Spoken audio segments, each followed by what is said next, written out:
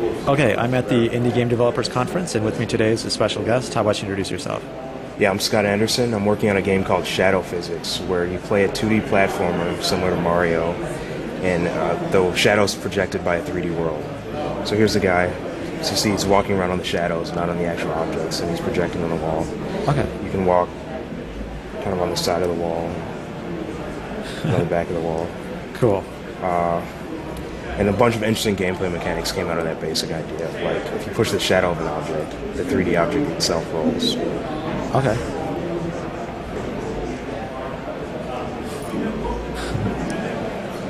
And you use that to solve this puzzle here. Oh, nice. That's tight, dude. And then we have some other mechanics, like the interesting thing about being in a world created by shadows is that if you move the light that the shadows are being casted from, you're changing the entire world underneath the guy. Okay. So we have puzzles where you can manipulate the world to get the guy to a different place. Sure.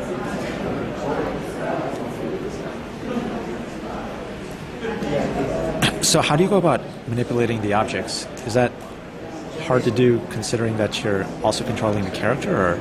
Yeah, it's a little hard to do.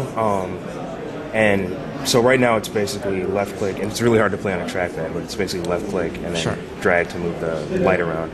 And then character controls are very simple platformer controls, just arrow keys and space to jump. We're still working on the control stuff, especially the camera stuff. As you see, it's a little awkward. Okay. Right now it's just a free camera.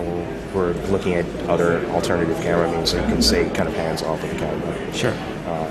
So how close are you then to completion? I'd say at least a year or two off. Oh, wow. Okay. The game is still very early. We're still exploring a lot of the mechanics. Sure. Here's another example of things that come out of the system. There's multiple lights, so there's a light here and a light here. Sure. And that projects two shadows, so you can kind of, from a single set of objects, you can kind of jump over here and platform over here. Okay. And what else?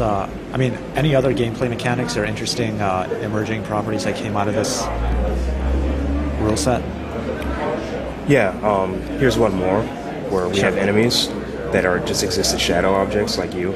Okay. So you get hit by the guy, and you can actually crush these guys too, just like you get crushed yourself by shadows. Sure. I don't have a good example of that right now, unfortunately, but hopefully we'll have that soon. Here's another light manipulation puzzle where you basically create stairs by moving the light. Oh, tight. And there's other mechanics that we still haven't explored yet. Sure. Like one example is to use bright light to white out shadows, so you can like fall through things or fall slower. Another example is to use different colored lights, and the different colored lights would have different physical properties in the character. So maybe gravity's reversed, or maybe one is like for example, blue light, you swim in blue light instead of just falling as normal. Okay. That's pretty much the game. Cool.